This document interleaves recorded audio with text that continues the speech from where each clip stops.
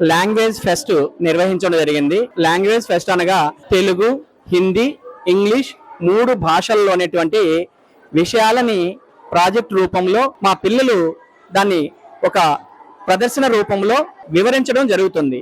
Telugu projects సంబంధించి విభక్తి ప్రత్యయాల గురించి ఈ చిన్నారులు చెప్పడం జరుగుతుంది. నమస్కారం, నా పేరు సుతేశ్రీ. నేను 5వ తరగతి చదువుతున్నాను. ఈ రోజు కృత్యం విభక్తులు. పదాల మధ్య సరైన అర్థాన్ని ఇవ్వడానికి విభక్తులు ఉపయోగపడతాయి.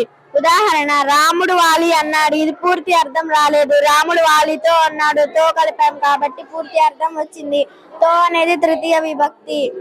విభక్తులన్నీ 8. ప్రథమ విభక్తి డు, ము, ఊలు. ద్వితీయ విభక్తి నిన్, నున్, లెన్, కూచి గురించి.